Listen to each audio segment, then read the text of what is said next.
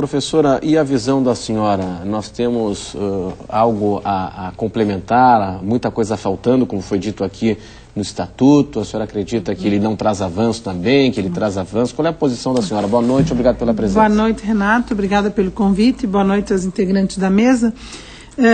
Eu também fiquei bastante surpresa com a timidez do documento intitulado Estatuto da Igualdade Racial. Há 10 anos atrás, né, já há algum tempo que se vem discutindo a questão das cotas, e eu acho que o mais difícil já havia sido feito, que é colocar na prática uma política de igualdade, realmente na prática. Quando, com bastante debates e bastante polêmica, se implementou cotas nas universidades públicas para estudantes negros.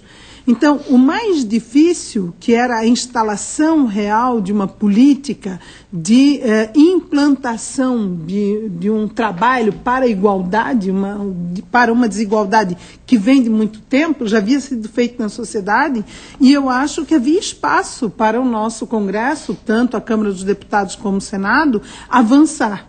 E aí, quando se vê que problemas que hoje na sociedade já estão se não sedimentados, mas pelo menos praticados e de forma que hoje já se vê correta, né, como a questão das cotas e tudo mais, e aí a gente vê que isso é suprimido, né? Suprime-se a criação de cotas nas universidades federais, suprime-se o incentivo fiscal para que empresas tenham 20% de funcionários negros.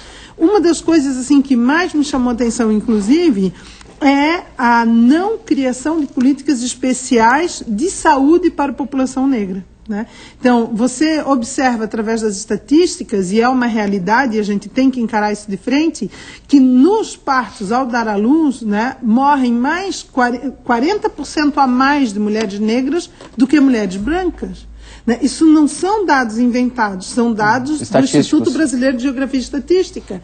E aí havia uma parte onde se propunha no Estatuto, no texto original, uma política especial de saúde, que também foi tirada, né? Bom, então aí eu fui ver o nosso ministro, o que é que ele diz, né? O ministro da Igualdade. Então, Eloy Ferreira. O Eloy Ferreira de Araújo, né? Da Secretaria de Políticas de Promoção da Igualdade Racial. Ele tenta ver algo positivo. Por que ele tenta ver algo positivo? Porque ele diz que o Estatuto prevê no seu bojo de que o chefe maior do Estado possa agora, sem ser aprovado no Senado ou na Câmara dos Deputados, no Congresso, enfim, que ele possa regulamentar através de decretos a política de ações afirmativas. Mas veja, quando você coloca todo esse poder, você tira de um documento legal e coloca esse poder na mão do chefe do Estado, nós estaremos dependendo da sensibilidade desse chefe de Estado para enunciar políticas afirmativas. Então, no meu modo de entender, em relação à prática na sociedade brasileira, é um retrocesso.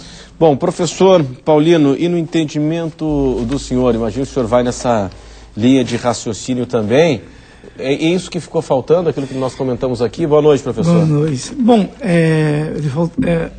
eu acho, assim, eu tenho uma opinião, assim, que tem assim, um primeiro ponto. Essa nossa tradição lusitana, nós esquecemos que nós também somos portugueses, né?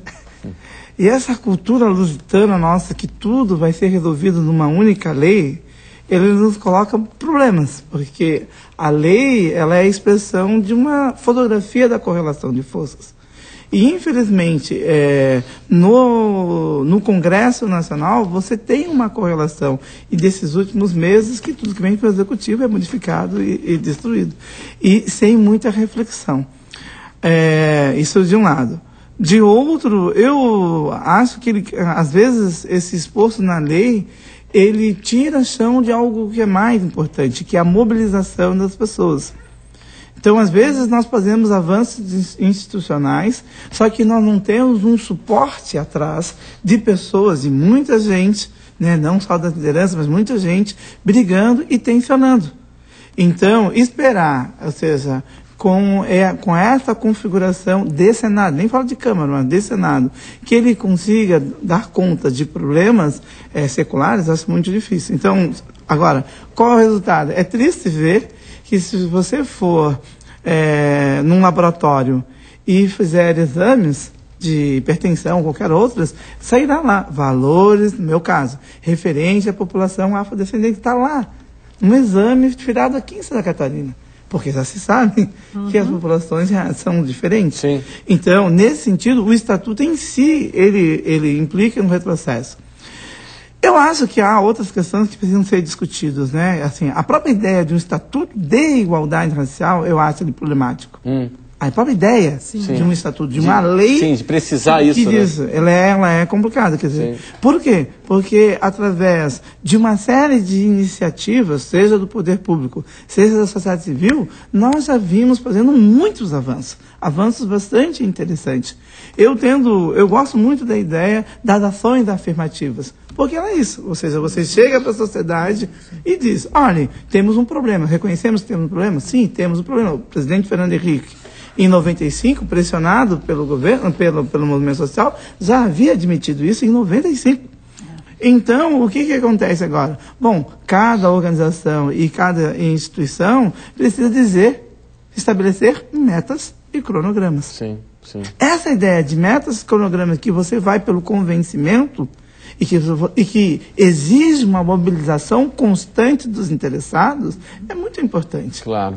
Agora, eu acho. Perfeito, perfeito. Agora, eu queria fazer uma avaliação aqui, antes do encerramento do primeiro bloco, sobre a política de cotas aqui em Santa Catarina. Porque nós temos exemplos em nível nacional, exemplos extremamente positivos e exemplos negativos também, né? Distorções e por aí vai. Professora, a política de cotas no Estado, ela reflete aquilo que acontece no país? No entendimento da senhora, a avaliação aqui, ela é positiva, ela provoca distorções? Na verdade, as estatísticas têm mostrado que os cotistas e os não cotistas não apresentam um grande delta de aproveitamento de estudos. É o que tem se visto depois de alguns anos da implementação.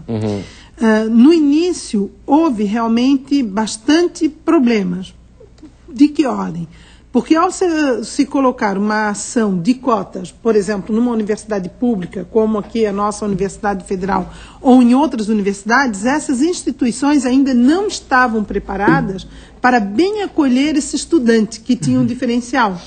Então, logo em seguida, percebeu-se a necessidade de dar um apoio didático-pedagógico diferenciado para alguns dos cotistas, né, para que eles tivessem, digamos, tirassem essa defasagem inicial, né? Também problemas de manutenção do estudante, e aí quando eu falo, não falo apenas do estudante negro socialmente desfavorecido, mas também do estudante branco socialmente desfavorecido, que muitas vezes consegue a duras penas uma vaga numa universidade pública, mas não tem condições de se manter, porque ele precisa comprar seus livros, ele precisa se alimentar, ele precisa se deslocar.